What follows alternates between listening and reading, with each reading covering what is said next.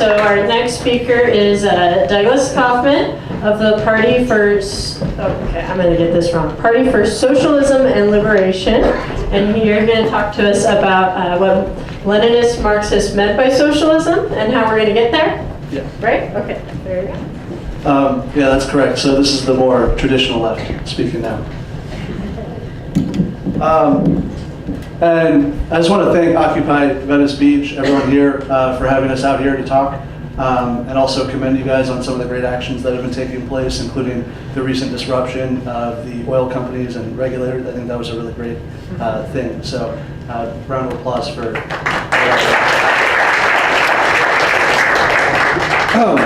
So the PSL, we're our Marxist-Leninist party, and since anti-communism is basically the unofficial official religion of the United States, promoted by the media and the US government, I'm going to talk to you quickly about what we mean by Marxism. What we mean by Marxism, the heart of Marxism is really just a scientific method for understanding social change, the contradictions of society, how they develop historically, and how to resolve them. In short, we would argue that every society has a base that's economic in nature, a certain organization of the economy and all of its players. What grows upon that base is a specific type of political system, legal system, culture, and ideas, which collectively function to maintain the economic base. So a good way to think about this is maybe soil, right?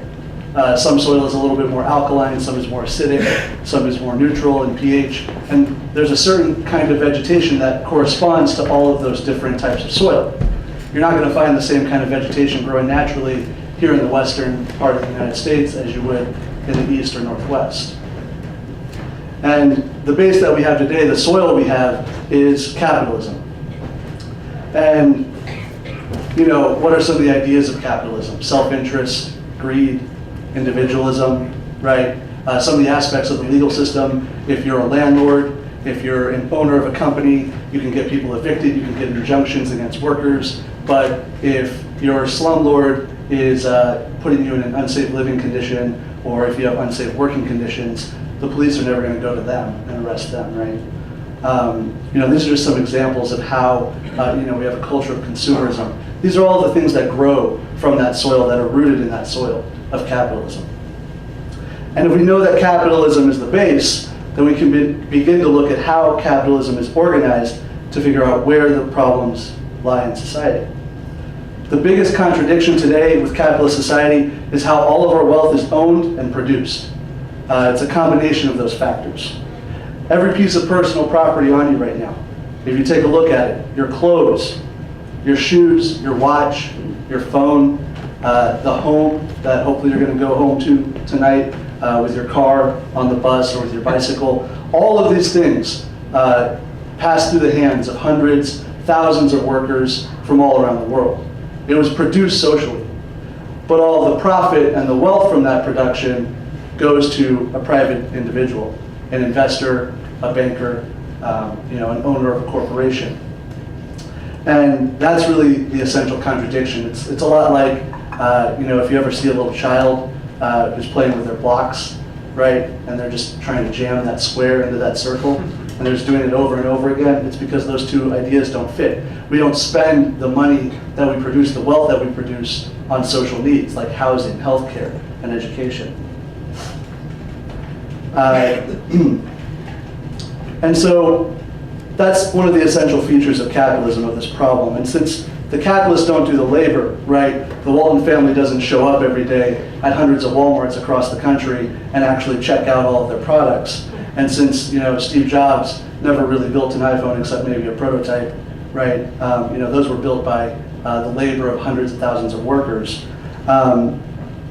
Since that's the case, we can most accurately describe the capitalist system as a highly organized form of theft. And I wanted to talk to you shortly about what that theft looks like on a day-to-day basis, using my own personal experience. I work as an emergency medical technician, so I'm on an ambulance all day, 10, 12, 13, 14 hours a day, and I'm attending to patients. And On an average day, we run about 4 or 5 calls. And this ranges in cost. Each call costs about $800. Some are less, some range much higher depending on how far you go and what kind of medical services you provide. And that's the money that goes to the ambulance company, the company that I work for. So they're making between $3,200 and close to $5,000 a day just from our single ambulance at the company. And each day, since we get paid only $10 an hour, which is not a living wage, as all of you know in Los Angeles, since we only get paid $10 an hour, they're paying us $100 each. That's $200 in an ambulance. So we're talking about $3,000 above what it costs for us to actually work that day. But of course, the owners of the corporation that I work for, Rural Metro, and the company that I work for, they're not driving the ambulance, right? They're not taking care of the patients. And without us, none of that wealth would be produced. And yet all of it, almost all of it, goes to them. And we're given an amount that we can barely subsist on. That's the essential aspect of theft that you can find in any workplace in a capitalist society. And the vast majority of us, go to work. We get a paycheck to pay for our education, our healthcare, our homes, food, clothes, and other commodities that these same capitalists are selling to us, exploiting other workers to get. And capitalism as a system has always been based on exploitation. It's always been based on racism. The capitalists grew rich in the United States from the unpaid labor of millions of enslaved Africans, from the genocidal conquest of natives, and from the theft of Mexican land. And so, capitalism, like all social systems that came before it, has developed a series of irreconcilable and unsolvable contradictions for society, for huge parts of the planet's population, and of course for the ability of the planet's environment to be sustained in such a way that allows humans to continue to exist. We're not arrogant enough to think that the world's going to end, right? We're just going to go extinct. Because production, hopefully not, because production and capitalism is set into motion exclusively to generate profits for the capitalists, a relatively small clique of investors and bankers, like I said, they make decisions every day that make life increasingly impossible for the working class of the United States and globally. All rights under capitalism essentially belong to those owners and banks. The property is privately owned. The capitalists have the right to employ labor to make profits, but the workers under capitalism don't have the right to a decent paying job or a job at all or an income. Under capitalism, healthcare is a source for profit, like everything else. They provide healthcare to make a profit, not to actually heal the sick. That's why we can't go to a doctor. That's why we have to go through insurance companies in order to get healthcare. Capitalism turns every single activity into a commodity for sale so the capitalists can become richer. Every single object of human production is a commodity. When the banks tanked the economy in 2007, tens of thousands of workers lost jobs, and the capitalist politicians bailed out the banks. They gave the banks $1 trillion in handouts, loans, and loan guarantees. And then they turned around and said to the workers that if you're struggling with your mortgage, that if you can't pay your monthly mortgage, that the same banks who destroyed the economy now get to foreclose on your home and take that away from you. More than 9 million families in America have faced foreclosure since 2007. Not because they've done anything wrong, but because housing, like healthcare, education, and everything else in capitalist society is legally a commodity, and the right to profit is considered the supreme right, above the right to a home.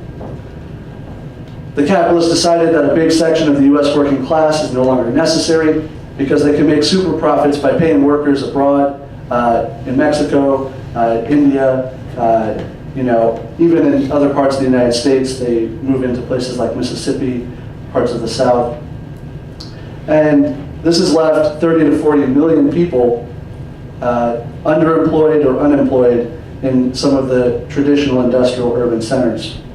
Poverty is rapidly on the rise at the same time that corporate profits rise.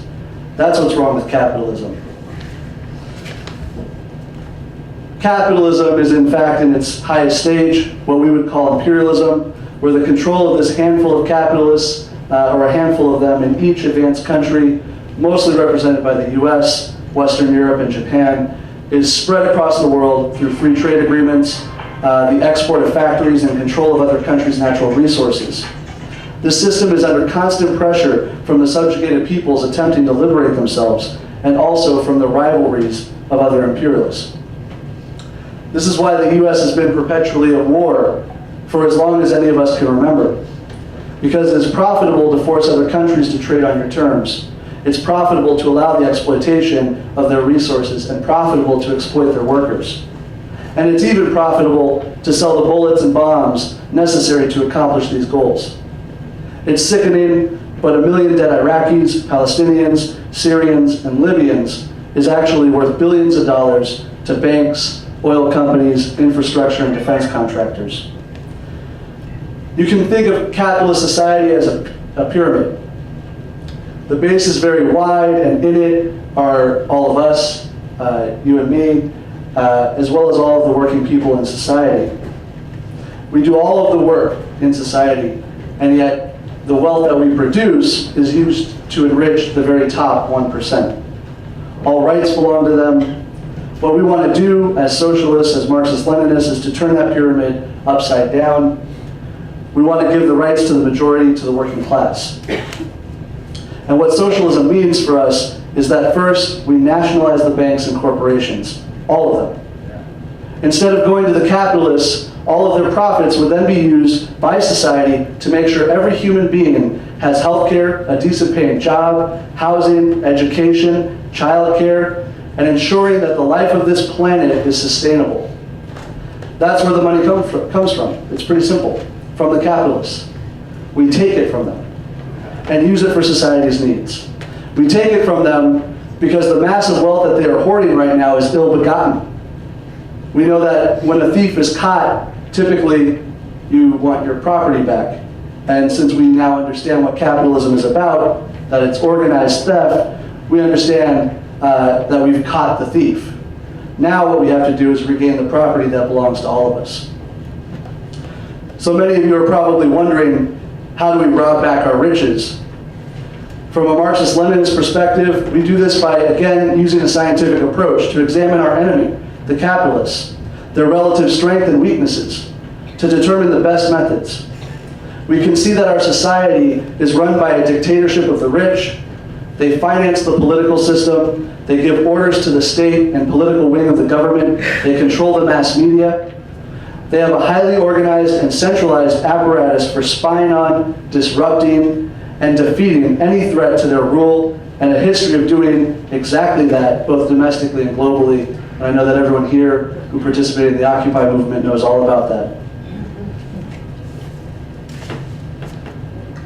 But our advantage is that they are outnumbered. As you all know, it's 99-1. And unlike them, we have the power to stop society, because we are the ones who make society run. As Marxist-Leninists, we feel that there is a need to build a Marxist party. The purpose of a party is to organize the working class, the base of that pyramid that we talked about, into a highly organized and centralized fighting force that can match and eventually defeat the organized and centralized force that defends capitalist rule. The role of such party under capitalism is to participate in all the struggles of working people for better wages, working conditions, against racism, police terrorism, environmental destruction, for women's and LGBTQ equality, for the rights of the undocumented, and against imperialist war on other nations. As we participate in these struggles to improve the lives of working people, we point to capitalism as the root cause of these ills and socialism as the ultimate solution in the hope of recruiting more people to the organization and overall strategy in general of defeating capitalism itself permanently. Once the capitalists are defeated by a massive rebellion of the working class, who over time and through struggle become conscious of their exploitation, the role of the party changes to one of consolidating that victory and to begin to organize society along new lines that put people before profit. The role of the party becomes the implementation of a socialist program, using the wealth produced by society and expropriated by all of us to meet society's needs and to defend the new system from attack. Over time, upon a new economic base of socialism, a new soil that we put on the ground, the people are engaged in a process of developing a new political system, legal system, culture, and ideas that over generations will permanently eliminate all of the outdated ideas of capitalism. And this program, included in this program, number one is a right for every human being to have a decent paying job, or if they can't work, a living income. Every human being has a right to absolutely free health care, that when you are sick, you go to a doctor and you don't get a bill. It means education is free, through and including college.